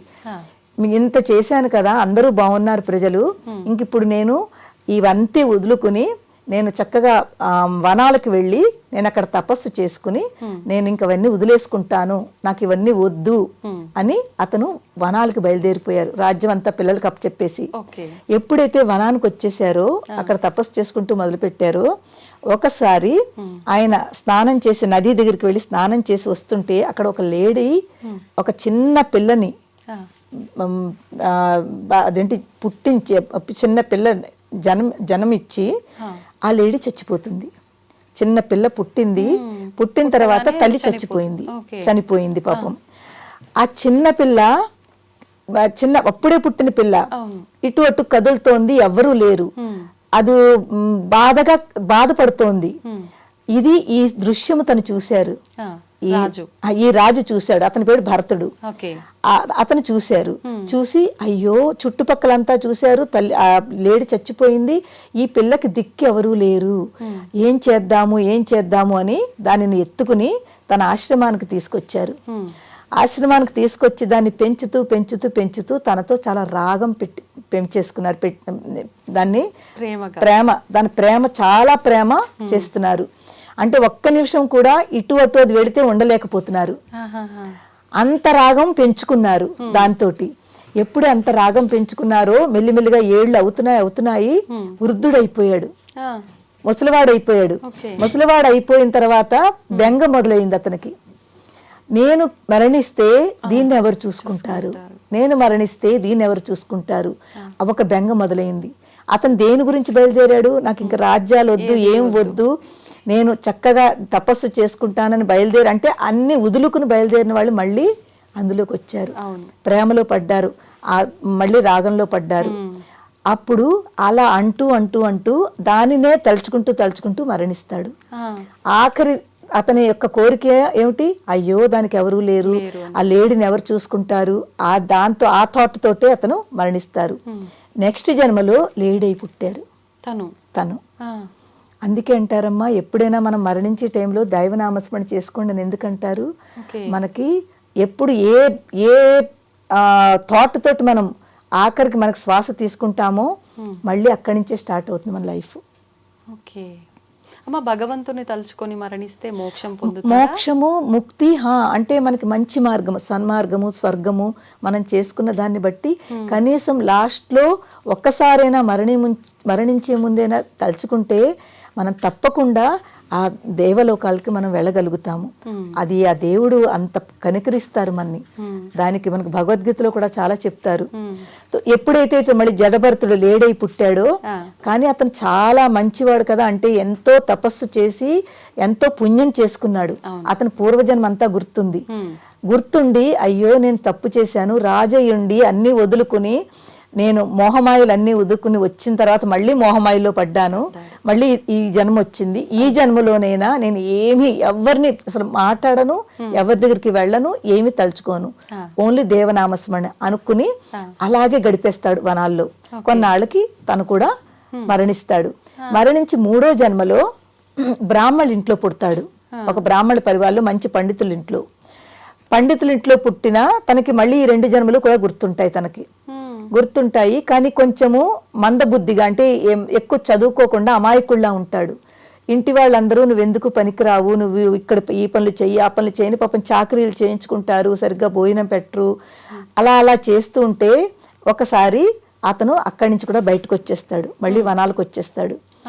నేను ఎందుకంటే అతను ఒకటి అనుకున్నాడు, 2 జన్మల్లో నాకు అలా అయింది, ఈ జన్మలో నా నోట్లోంచి మాట కూడా రాకూడదు, ఎవరేం చెప్పినా చేస్తాను కానీ నేనేం అనను, ఒక్క మాట అంటే మళ్ళీ అది ఇంకెక్కడికి తీసుకెళ్తుందో అందు గురించి పాపం వనాలకు వచ్చేస్తాడు. ఒకసారి అక్కడ దగ్గర ఉన్న ఒక రాజుగారు ఒక పాలకీలో వెళుతున్నారు. ఆ పాలకీలో వెళ్తుంటే ఒక అతనికి కాస్త ఒంట్లో బాగాక స్పృహ తప్పి పడిపోతాడు. మోసి వాళ్ళు లేరు. ఇతను అక్కడ కూర్చుని ఉంటారు. రాజుగారు అంటాడు, ఇక్కడ దగ్గరలో ఎవరైనా ఉంటే అతన్ని మీరు హెల్ప్ తీసుకోండి అంటే ఇతను కనిపిస్తే ఆ భటులు వచ్చి ఇతన్ని తీసుకుని బాబు పట్టుకో, సహాయం చెయ్యి అని చెప్తే పట్టుకుంటాడు. కానీ అతను ఏమిటి, అతని దృష్టి అంతా కూడా దేవుడి మీద, ఈ పనుల మీద దీని మీద ఏం చేస్తున్నాం లేదు. ఏం చేస్తున్నాడు తను, ఆ నడక తడబడుతున్నాడు. ఆయన నామస్మరణ అంతా దేవుడి మీద, కింద చూసుకోవట్లేదు, లేదు ముందు వెళ్ళడానికి లేదు. ఈ రాజుగారికి కోపం వస్తుంది. ఏమిటి ఇలాగా పైకి తీస్తున్నాడు, కిందకి పెడుతున్నాడు, నాకు కష్టం అవుతోంది అని ఆపమని దిగి చాలా కోపపడతాడు. నువ్వు ఎక్కడి నుంచి అసలు ఏమిటి అనుకుంటున్నావు, నేను ఒక గొప్ప రాజుని, అహంకారం, గొప్ప రాజుని, నువ్వు ఎందుకు ఇలా చేస్తున్నావు, నీకు పెద్ద పనిష్మెంట్ దొరుకుతుంది ఇలాగని చెప్పి కోపపడతాడు. ఒకే ఒక మాట అప్పుడు అంటాడు. ఎప్పుడు ఏం మాట్లాడిన అతను, రాజా నమస్కారం చేసి వినయంతో, మీరు ఎవరికి ఆ పనిష్మెంట్, ఎవరి మీద కోప్పడుతున్నారు, ఈ బయట కనిపించే శరీరం మీద, లోపల ఉన్న ఆత్మ మీద అని. అప్పుడు ఆ రాజుకి క్లిక్ అవుతుంది, ఇతను ఒక మహా గొప్ప పండితుడు, గొప్ప జ్ఞానవేత్త, నేను తప్పు ఆలోచించుకున్నాను అని క్షమించమని, మాకు తెలియదు మీరు ఇంత జ్ఞానవేత్త అని చెప్పి అతనిని క్షమాపణ చెప్పి అతను అక్కడే వదిలేసి వాళ్ళు వెళ్ళిపోతారు.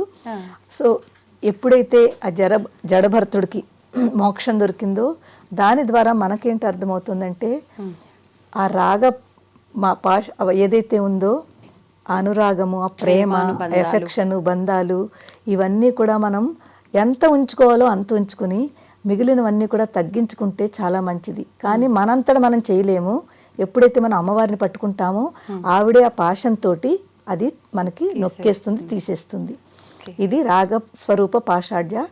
క్రోధాకారాం కుశోజ్వల. క్రోధము అంటే కోపము. మనందరికీ అదే కదమ్మా, ఈ కోపాన్నే మనం కంట్రోల్ చేసుకోవడం చాలా కష్టము. అన్నింటికంటే కష్టమైంది కోపం కంట్రోల్ చేయడము. ఆ కోపంతో మనం ఎక్కడి నుంచి ఎక్కడికి వెళ్ళిపోతామో, ఎన్ని స్పాయిల్ అవుతాయో, రిలేషన్ స్పాయిల్ అవుతాయి, పనులు పాడవుతాయి అన్నీ కూడా. కానీ ఆ టైంలో మనం కంట్రోల్ చేసుకోలేము. కానీ అమ్మ చేయగలుగుతుంది. దేంతోటి, క్రోధ కారం కుశోజ్వల అంకుశము అనే దానితోటి ఆవిడది నొక్కేస్తుంది. నీకింత కోపం మంచిది కాదు, నీకు ఇంతే ఉండి చాలు కాస్త అని చెప్పి మనకి ఎంత అవసరమో అంత చక్కగా కోపాన్ని తగ్గించి మనలో మంచి ప్రేమతత్వాన్ని పెంచుతుంది. కోపం ఎప్పుడైతే తగ్గిందో వినయం వస్తుంది కదా, మంచిగా మాట్లాడడం, సాఫ్ట్గా మాట్లాడడం, ఇవన్నీ క్వాలిటీస్ అమ్మవారి ఇస్తుంది మనకి. సో అందుకే అక్కడ ఆ నామానికి అర్థం ఇంకా చాలా అర్థం ఉంది, మనం షార్ట్లో చెప్పుకుందాం. క్రోధాకారం కుశోజ్వల మనోరూపేక్షు కోదండ పంచ తన్మాత్ర సాయక. రెండు దాంట్లో, ఒక దాంట్లో అంకుశము, ఒక దాంట్లో పాశము. ఇప్పుడు ఒక దాంట్లో ఒక చేతిలో చెరుగ్గడ, ఒక చేతిలో పుష్ప బాణం, పుష్పం పట్టుకుంటుంది. మనోరూపేక్షు కోదండ. ఇక్షు అంటే చెరుకుగడ. ఈ చెరకుగడ అమ్మవారు పట్టుకుంది. ఏమిటిది, మనస్సు. మనస్సు అంటే మనకు తెలుసు కదా, మనం కోపాన్ని కూడా కంట్రోల్ చేసేసుకోగలము, అన్నీ చేసుకోగలము. కానీ మన మనస్సుని మాత్రం మనం నిజంగా కంట్రోల్ చేయలేము. అది కోతి లాంటిది. శంకరాచార్యులు వారు సౌందర్య లహరిలో ఎంత బాగా చెప్తారు, మనస్సు ఒక కోతి లాంటిది, చంచలత్వము. అలా అంటే అలా పెరుగుతూనే ఉంటుంది. ఇప్పుడు ఇలా అంటే ఇంకోటి అలాగా మనం కంట్రోల్ చేయలేము. కానీ అమ్మవారిని మనం పట్టుకుంటే మన మనస్సును కూడా ఆవిడ కంట్రోల్ చేసి చక్కగా మన మనస్సును కూడా ఎక్కడ ఎలా తీసుకెళ్ళాలి, ఏ డైరెక్షన్లో తీసుకెళ్ళాలి, మన ఆలోచనలు ఏ డైరెక్షన్లో ఉండాలి, మనల్ని నెగిటివిటీ నుంచి పాజిటివిటీకి తీసుకెళ్ళే చక్కటి మార్గం ఆవిడ చూపిస్తుంది. ఎందుకంటే మనస్సు పరిగెడుతోంది అంటే మన ఆలోచనలే కదమ్మా. తో అది మనని చెడు వైపుకి కాకుండా మంచి వైపుకి, అధర్మం కాకుండా ధర్మం వైపుకి తీసుకెళ్ళేటట్టు చేస్తుంది. కోదండ పంచ తన్మాత్ర సాయక. మనలోనే శబ్దము, స్పర్శ, రూపము, రసము, గంధము, ఇవన్నీ పంచతన్మాత్రలు మన లోపల ఉన్నాయి. కానీ వీటిలన్నింటినీ కూడా మనము కొంచెం కంట్రోల్ చేసుకోవాలి. అంటే మనకి ఈ పంచతన్మాత్రలు యొక్క ఈ మన శరీరానికి ఎక్కడ ఏది ఎంత అవసరమో ఎలాగ ఉపయోగించుకోవాలో ఇంద్రియ నిగ్రహణ అంటాం మనం. ఇవన్నీ మన లోపల ఉన్నాయి కదమ్మా. ఎప్పుడైతే ఇంద్రియ నిగ్రహణ మనం చేసుకోగలుగుతామో మనకి ఒక చక్కటి సాత్వికత, ఒక చక్కటి క్లారిటీ, ఇవన్నీ స్టార్ట్ అవుతాయి. మనం ఏం చేస్తున్నాము, ఏం చెయ్యాలి. ఇంద్రియ నిగ్రహణ ఉన్నప్పుడు మన కంట్రోల్లో ఉంటుంది. కోపం తెచ్చుకోకూడదంటే కోపం తెచ్చుకోదు, మంచిగా ఉండాలంటే మంచిగా, ఇవన్నీ మన లోపల మనం ప్రిపేర్ చేసుకుంటున్నాము, మనల్ని అలాగే ఉంచుతుంది. సో ఆ అమ్మవారు ఆ శక్తిని మనకి ఇస్తుంది. పంచ తన్మాత్ర సాయక. తర్వాత నిజారుణ ప్రభాపూర మజ్జత్ బ్రహ్మాండ మండల. అమ్మవారు ఈ పూర్తి బ్రహ్మాండానికి అంతకి కూడా మధ్యలో ఉంటుంది, అందరినీ చూసుకుంటూ. ఈ బ్రహ్మాండం అంతా కూడా, సృష్టి అంతా కూడా చక్కగా చూసుకోవడానికి ఆవిడ మధ్యలో, అంటే మొత్తం జీవరాశులందరినీ కూడా చూసుకోవడానికి ఆవిడ మధ్యలో ఉంటుంది. బ్రహ్మాండ మండల. ఉద్యద్భాను సహస్రాభ. దాని తర్వాత మనోరూపేక్షు కోదండ పంచతన్మాత్ర సాయక నిజారుణ ప్రభాపుర మజ్జత్ బ్రహ్మాండ మండల చంపక అశోక పున్నాగ సౌగంధికల సత్కచ. ఇప్పుడు ఇక్కడి నుంచి అమ్మవారి యొక్క ఆవిర్భావం జరుగుతుంది. ఇప్పటి వరకు అమ్మవారి యొక్క క్వాలిటీస్, అమ్మవారు ఏం పట్టుకుంది, దానివల్ల ఏమిటి, ఆవిడ యొక్క ఆయుధాలు ఏమిటి, అది చెప్తున్నారు. ఇప్పుడు అమ్మవారు చిదగ్ని కుండం నుంచి ఎలా వస్తుంది, ఇలా పైకి వస్తుంది. పైకి వచ్చినప్పుడు ఏం కనిపిస్తుంది అందరికంటే ముందు? శిరస్సు కనిపిస్తుంది. ఇప్పుడు అమ్మవారి శిరస్సు కనిపిస్తోంది. శిరస్సు తన జడలో పెట్టుకున్న పువ్వులు చంపక అశోక పున్నాగ లసత్కచ, 4 రకాల పువ్వులు అమ్మవారు ధరించారు. చక్కగా పుష్పాలు. ఎప్పుడైతే ఆ పుష్పాలు ధరించారో మనము ఇది ఒక మెడిటేషన్ కింద, ఒక ధ్యానం కింద వెళ్ళిపోవాలి. అమ్మవారు ఇలా నెమ్మదిగా ఒక ప్రకాశం వచ్చింది. ఆ ప్రకాశం తర్వాత అమ్మవారు 4 చేతుల్లో 4 ఆయుధాలు పట్టుకుంది. దాని ద్వారా మనలో ఉన్న క్రోధాన్ని, మనలో ఉన్న రాగాన్ని, ఇవన్నీ కూడా అమ్మవారు మనని ఎంత ఉంచాలో అంత ఉంచి మిగిలింది తీసేస్తుంది. ఇదంతా ఒక మనోభావన. దీని తర్వాత అమ్మవారి యొక్క శిరస్సును మనం ధ్యానం చేసుకుంటున్నాము. ఈ సరస్సులో అమ్మవారు చక్కటి పువ్వులు పెట్టుకున్నారు. అమ్మవారి పువ్వులకిట అమ్మవారి యొక్క కేశముల యొక్క సుగంధము పువ్వులకు పట్టిందట. పువ్వుల సుగంధం కాదు, కేశములకు ఉన్న నేచురల్ సుగంధము పువ్వులకు పట్టి అది ఇంకా చాలా ఆ ఫ్రేగ్రెన్స్ పరిమళిస్తున్నాయి. అంత అందంగా ఇంకా చాలా బాగా వివరిస్తారు దీనికి. చంపక అశోక పున్నాగ సౌగంధిక లసత్కచ కురువిందమణి శ్రేణి కనత్కోటి రమండిత. ఇక్కడ ఇప్పుడు అమ్మవారు శిరస్సు కనిపించింది, ఇప్పుడేం కనిపిస్తుంది? ముకుటం. ముకుటం పెట్టుకుంది అమ్మవారు. ఎంత చక్కటి ముకుటము, అందులో మణులు ఉన్నాయి. కురువిందమణి శ్రేణి, పూర్తి ముకుటం అంతా కూడా మణులతో నిండి ఉంది. మణులంటే రత్నాలు, దానికి ఒరిజినల్ ప్రకాశం ఉంటుంది. కానీ ఇక్కడ ఏం చెప్తున్నారు, ఇప్పుడు దీని తర్వాత చెప్తారు. ఈ మణులు ఎలా ప్రకాశిస్తున్నాయట, అమ్మవారి యొక్క ముఖము యొక్క కాంతి ఈ మణుల మీద పడి మణులు ఇంకా ప్రకాశిస్తున్నాయి. మణుల కాంతి అమ్మవారి ముఖమే కాదు, అమ్మవారి ముఖ కాంతి మణుల మీద పడి మణులు ఇంకా ప్రకాశిస్తున్నాయి. ఇప్పుడు మనకిక్కడ అమ్మవారి యొక్క ముకుటం. దాని తర్వాత ముళ్ళు పెట్టుకుంది. దానిపైన చంద్రవంకను పెట్టుకుంది అమ్మవారు. ఓకే, ఏం కనిపించింది ఇప్పుడు? అమ్మవారి యొక్క ముకుటం కనిపించింది, చంద్రవంక కనిపించింది. ఇప్పుడు చూడండి, అష్టమి చంద్ర విభ్రాజ దళికస్థల శోభిత. అమ్మవారి యొక్క నుదురు. ముకుటం పెట్టుకున్న తర్వాత మీరు ఇలా కనుక అర్థం చేసుకుంటే అమ్మవారి యొక్క నుదురు అష్టమి చంద్రుల్లా ఉంటుంది. అష్టమి చంద్రుడు అంటే ఏమిటి? మనకి ఎన్ని తిథులు ఉన్నాయి? 15 తిథులు. పాడ్యమి, విద్య, తదియ, చవితి, 15 ఉన్నాయి. 15 తిథుల్లో మధ్యలోది ఏమిటి? 8వది. ఇటు 7, అటు 7, మధ్యలోది 8. దాన్ని అష్టమి అంటాము. అమావాస్య వస్తుంది, పౌర్ణమి వస్తుంది, 2 వస్తాయి కదా. తో చంద్రుడు అమావాస్య వచ్చిన తర్వాత పెరుగుతూ వెళ్తాడు, కొంచెం కనిపిస్తూ ఉంటాడు. అష్టమి రోజుని హాఫ్ మూన్ అంటాము. అష్టమి రోజున దాన్ని హాఫ్ మూన్ వస్తాడు అమావాస్య తర్వాత.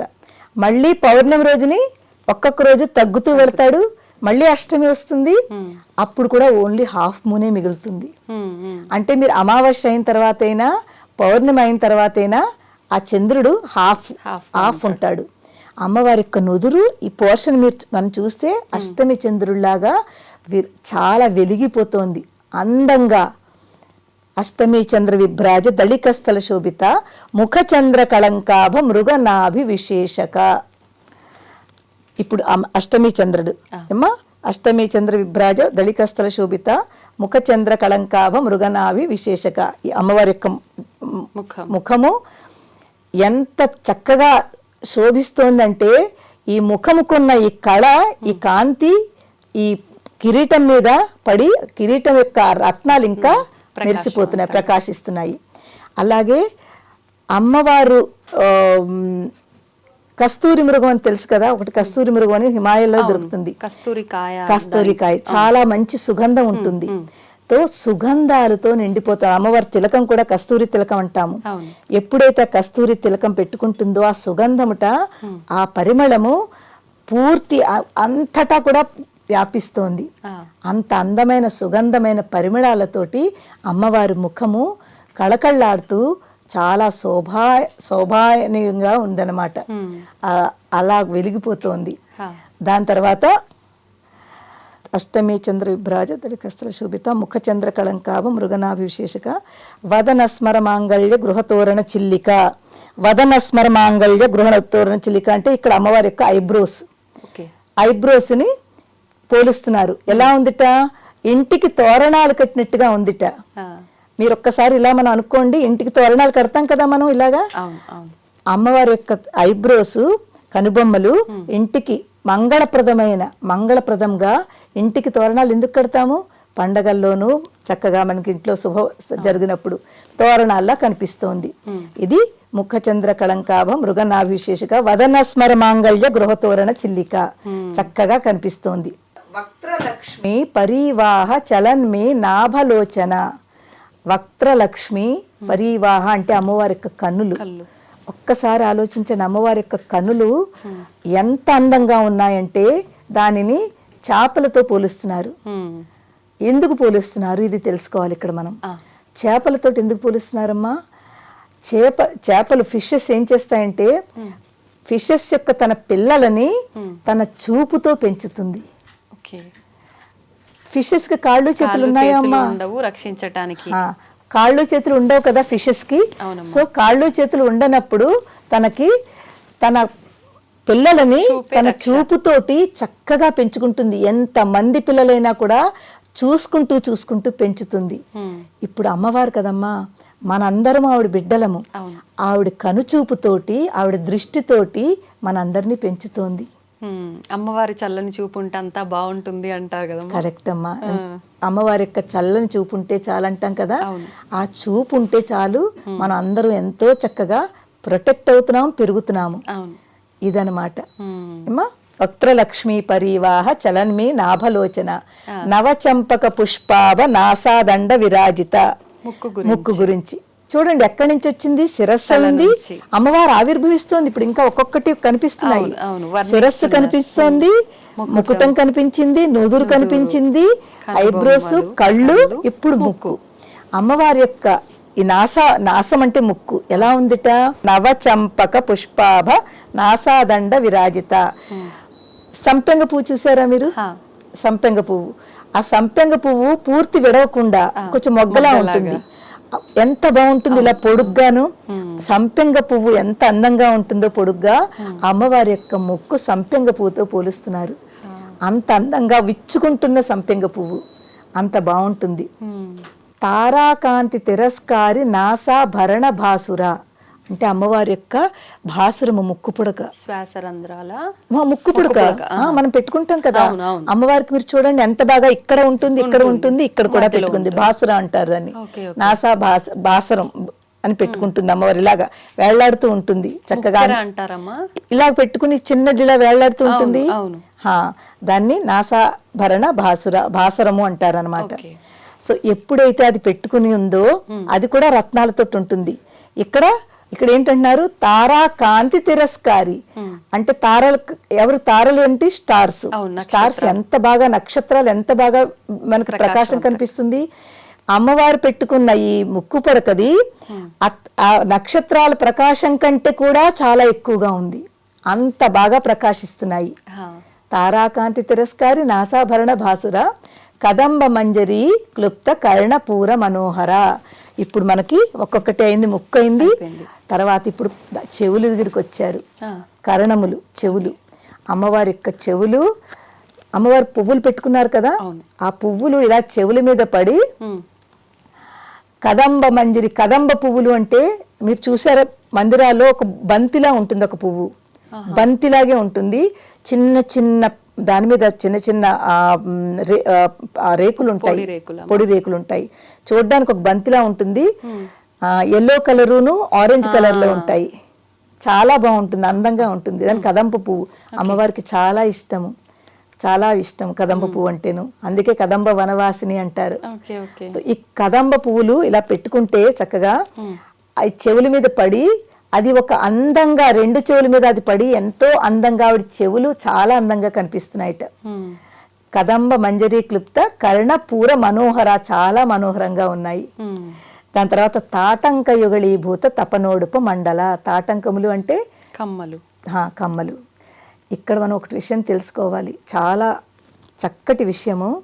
అమ్మవారి తాటంకలను గురించి సౌందర్యలహరిలోను లలితా సహస్రలోను చాలా బాగా చెప్పారు. ఎందుకు తెలుసా, శివుడు మన పాల సముద్రం, అదేంటి క్షీరసాగర సముద్రం చేసినప్పుడు, చిలికినప్పుడు విషం వచ్చింది. విషం ఆయన కంఠంలో ధరించారు. ఇక్కడ కిందకి పోనీయకూడదు, బయటకి పోనీయకూడదు. అప్పుడు అమ్మవారి యొక్క ఈ తాటంకములు ఆయనకి ధైర్యాన్ని, బలాన్ని, శక్తిని ఇచ్చింది అక్కడ ఉంచుకోవడానికి. అమ్మవారి తాటంకముల యొక్క మహిమ, తాటంక మహిమ, ఈ మహిమ వల్ల ఆవిడి శివుడికి అంత శక్తినిచ్చి ఇక్కడే ధరించేటట్లుగా ఉంచింది. అది కిందకి వెళ్లకుండా, బయటికి రాకుండా అంత మహిమాంతమైన ఆవిడ తాటంకములు. ఎవరైతే ఈ తాటంకముల గురించి ఈ లైన్ చదువుతారో వాళ్ళు ఎంత ఆనందంగా ఉంటారో, తర్వాత ఎప్పుడు సువాసినులుగా, కళగా, శోభానీయంగా ఉంటారనమాట. అంత మహిమ ఉంది తాటకములు. తాటంక యుగళీభూత తపనోడుప మండల. ఇక్కడ ఏంటంటున్నారు, అమ్మవారు రెండు తాటంకములు కూడా ఒకవైపు సూర్యుని ధరించింది, ఒకవైపు చంద్రుని ధరించింది. సూర్య చంద్రులు ఇది మనం కనెక్ట్ చేసుకుంటే మన సూర్య చంద్రులు, మనకి సూర్యుడు అవసరమే, చంద్రుడు కూడా అవసరమే. ఎందుకంటే సూర్యుడు లేకుండా పూర్తి మనం రోజు 24 గంటలు సూర్యుడు ఉంటే మనం జీవించలేము. అలాగే సూర్యుడు లేకుండా ఓన్లీ చంద్రుడు ఉన్నా కూడా మనం ఉండలేము. రెండు ఈక్వల్ గా ఉండాలి, రాత్రి పగలు ఉండాలి. అందు గురించి అమ్మవారు తన రెండు తాటకములు సూర్య చంద్రులు. అందుకే ఈ సృష్టిని ఇంత బాగా చేయగలుగుతోంది. ఎంత బాగా ఉందమ్మా. ఇంకా చాలా ఉంటుంది, మనకి టైం కూడా చూసుకోవాలి మనము. సో అమ్మవారి యొక్క మళ్ళీ ఈ ఎపిసోడ్ని కంటిన్యూ చేద్దాం మనము, మెల్లిమెల్లిగా ఒక్కొక్కటి చేసుకుందాము. అమ్మవారి యొక్క ఈ మహిమ, అమ్మవారి ఎప్పుడైతే మనం అమ్మ లలితా సహస్రం ఎందుకు చదువుతున్నాము అంటే, ఎప్పుడైతే ఇవి తెలుసుకుంటామో దానిని మన మీద మనం అప్లై చేస్తామో, మనం దాంట్లో ఉన్న తత్వాన్ని తెలుసుకుంటామో దాని యొక్క ఫలితం మనకు కలుగుతుంది. చెప్పాను కదా, ఇప్పుడు ఎప్పుడైతే అమ్మవారి తాటంకాలు వాళ్ళ యొక్క హస్బెండ్లు సిక్గా ఉండి బెడ్ మీద ఉండి ప్రాబ్లమ్స్లో ఉంటే, ఎప్పుడైతే అమ్మవారిది ఈ శ్లోకం చదువుతామో వాళ్ళు చాలా చక్కగా సేఫ్ అవుతారు. అంటే వాళ్ళ ప్రాబ్లమ్స్ కూడా దూరం అవుతాయి, వాళ్ళ ఇల్నెస్, తర్వాత వాళ్ళ రోగములు ఇవన్నీ కూడా దూరం అవుతాయి. కానీ ఆ నమ్మకం పెట్టుకుంటే తప్పకుండా చాలా లాస్ట్ స్టేజ్కి వెళ్ళిన వాళ్ళు కూడా మళ్ళీ వాపస్ వచ్చిన వాళ్ళు ఉన్నారు. అంత మహిమ ఉంది దీంట్లో. అలాగే ప్రతి నామము అమ్మ ఒక్కొక్క రెమెడీ, ప్రతి నామము ప్రతి ప్రాబ్లమ్స్కి రెమెడీస్. లలితా సహస్రం అంతా కూడా మనం జాగ్రత్తగా పఠిస్తే మనకి ఎన్ని ప్రాబ్లమ్స్ ఉన్నాయో అన్నింటికి ఇందులో మనకి రెమెడీస్ ఉన్నాయి, పరిష్కారాలు ఉన్నాయి. కానీ దాన్ని మనం నమ్మాలి, దాన్ని మనం చక్కగా ధ్యానంగా వినాలి, పఠించాలి, మనం ఫాలో అవ్వాలి. అవునమ్మా, అంత మహిమ ఉందమ్మా ఇందులోను. నిజంగానే అమ్మా, వింటా ఉంటే మనకు అసలు సమయమే తెలియట్లేదు, వినాలని అనిపిస్తూనే ఉంది. మీరు అన్నట్టుగా మనం ఈ ఎపిసోడ్ని ఖచ్చితంగా మరొక వీడియోలో కంటిన్యూ చేద్దామమ్మా. తప్పకుండా. ధన్యవాదాలమ్మా. శ్రీమాత్రే నమః అమ్మా.